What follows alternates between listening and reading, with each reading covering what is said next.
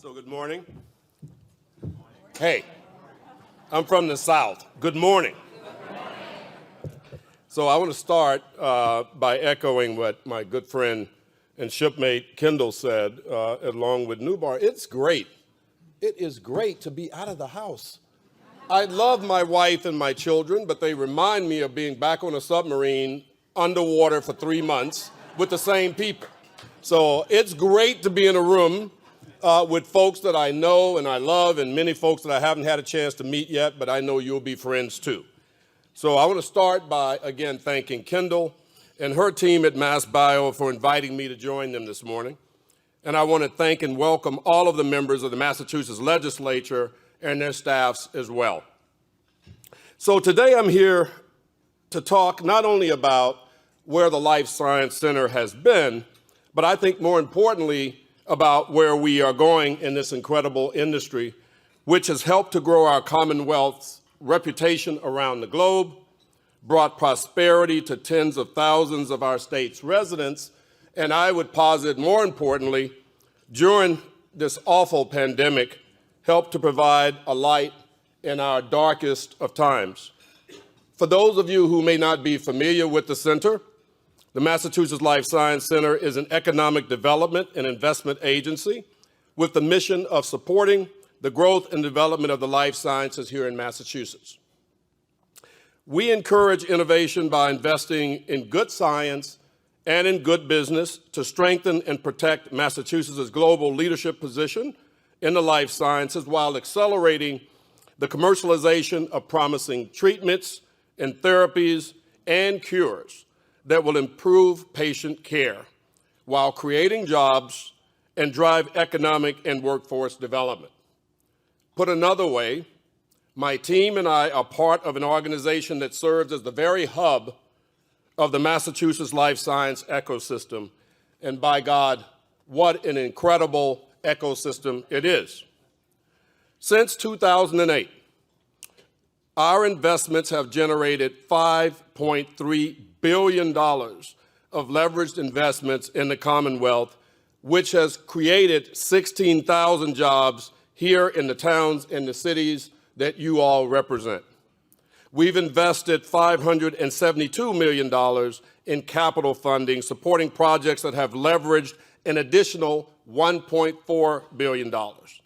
And we've invested in the future of our Commonwealth, providing $25 million in STEM equipment and professional development for teachers to support 261 middle schools and high schools, serving all 14 Massachusetts counties, all 26 gateway cities, and each and every vocational technical high school with a life science program throughout the state.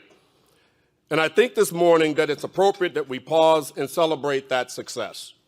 Success born out of historic collaboration, but one that can only be sustained with further collaboration coupled with continued bold action.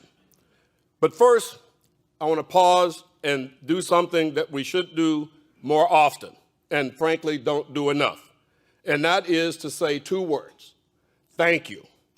Thank you, thank you.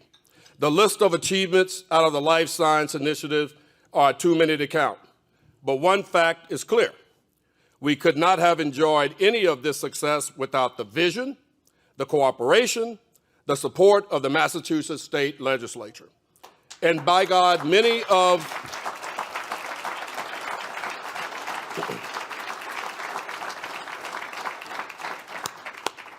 the architects of the Massachusetts Life Science Act are sitting here in this room this morning.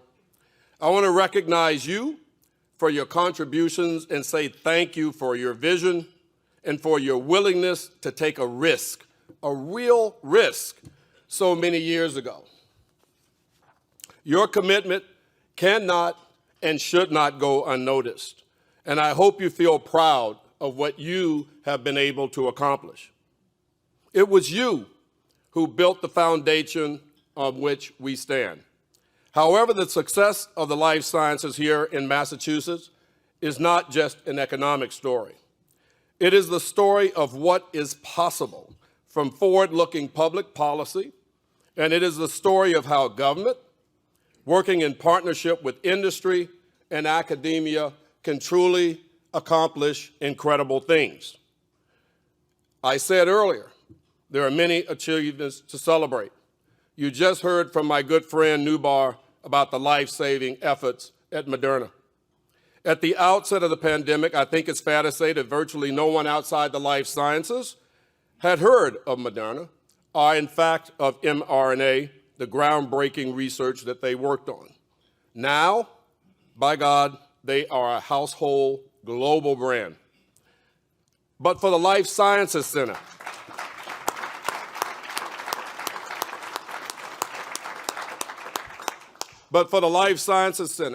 our relationship with Moderna and the opportunity and promise of mRNA dates back to well over a decade ago.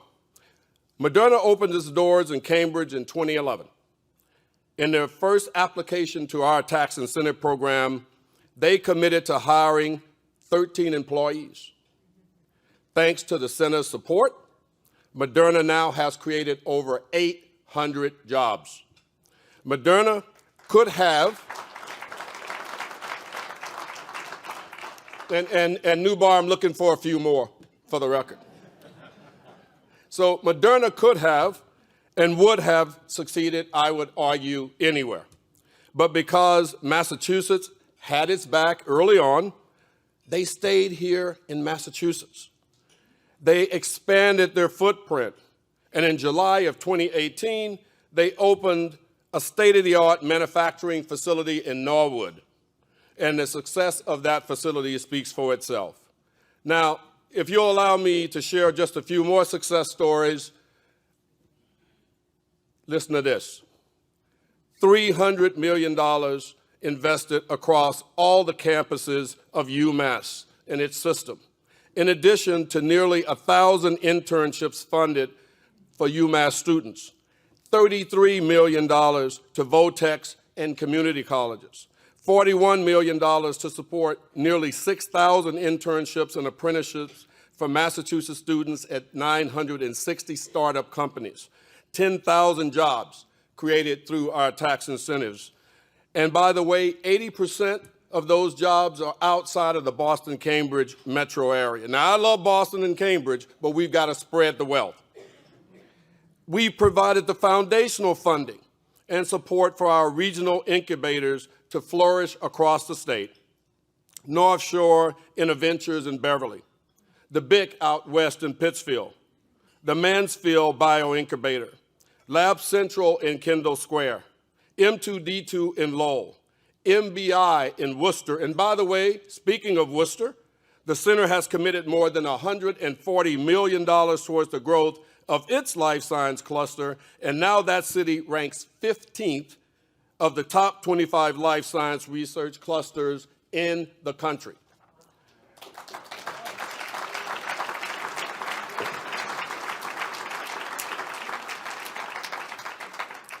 The Life Sciences Initiative, again through hard work and advocacy of the Massachusetts legislature and now 2 administrations, is a global model for how to do hard things right in government. We've seen other states like New York and Rhode Island begin to shape their own iterations and versions of our miracle. And our peers around the globe, from Tokyo to Dublin to the Netherlands to the Middle East, are undertaking similar efforts.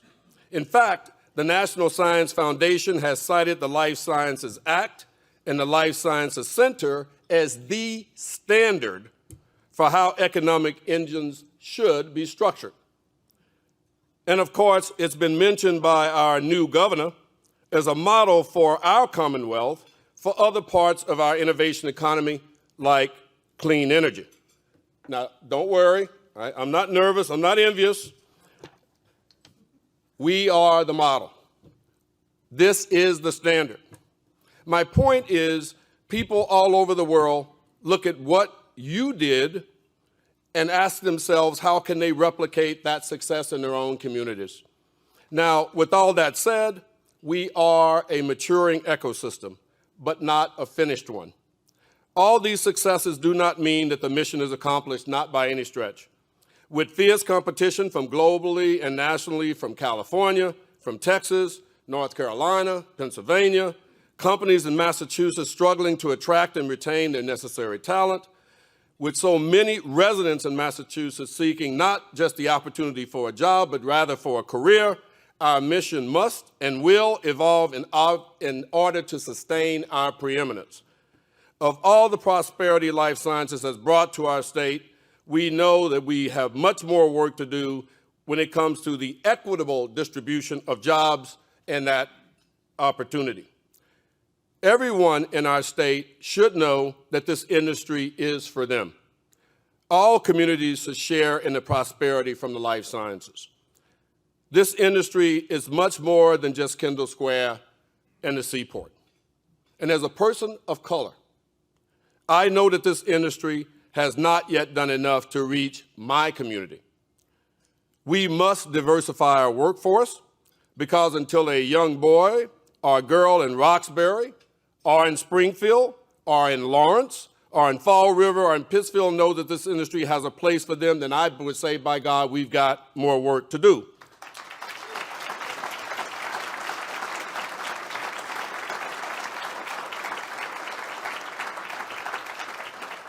We cannot and will not rest on our laurels. We should be inspired to realize a shared vision for a stronger, a more diverse, and a more regionalized ecosystem. Our next mission is not just to provide the catalyst for scientists working to create the next vaccine, or the next innovation in robotics, or the next digital health tool that will help to combat mental health or addiction epidemics. Our mission is also to provide the spark for that young girl in Roxbury who doesn't know that she's going to grow up to cure cancer. Our mission is to broaden and to change the very complexion of our workforce so that everyone not only feels welcome in this industry, but actually has a pathway to join it, no matter what community or region they reside in the Commonwealth, or where they went to school, or what their parents' last name is.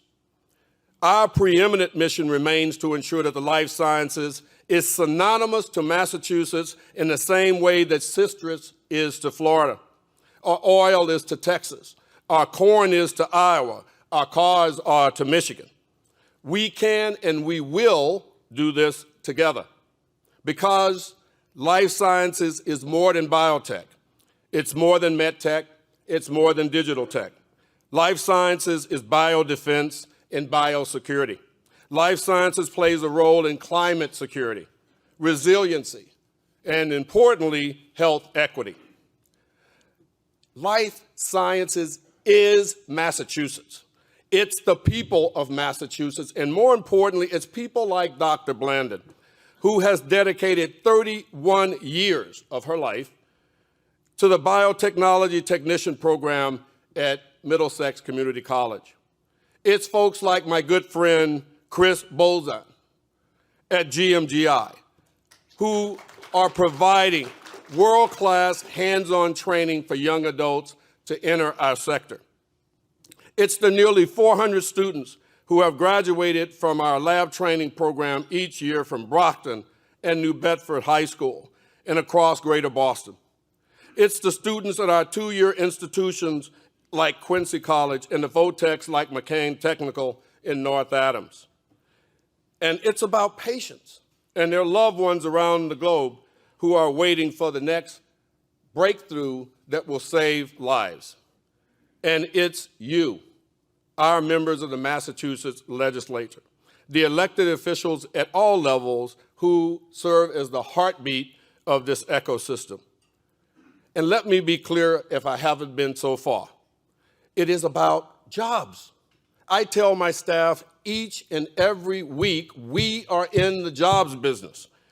To our industry partners, my door is always open to help you, whether you are hiring a dozen or 1,000 employees. To those looking to be part of our workforce, whether it's a recent high school or college graduate or someone who are making ends meet in the gig economy, the life sciences has a place for you. The life science is the sector that is ready to meet this historic moment. And that's why I'm here today, to ask you to join with me to help me to continue to realize this vision of our incredible Commonwealth. My team and I have a framework that we are leaning in, that we believe will enable us to reach a new level of excellence for our organization and our state. The framework has three main pillars: innovation, business development, and regionalization.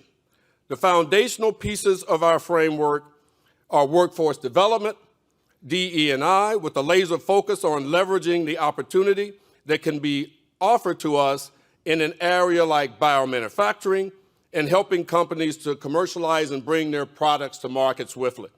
Finally, the center's efforts are underpinned by making data-driven decisions on its funding, leveraging the power to collaborate and to convene, and the continuation of the life sciences initiatives. In the coming months, I and my team will engage you, our legislative partners, our leaders in the Healey-Driscoll administration, about the evolution of the life sciences initiative as we move forward. Again, I ask for your help in formulating the vision of what Life Sciences 3.0 should look like, and your support in making sure that this incredible success story continues for decades and decades and decades to come.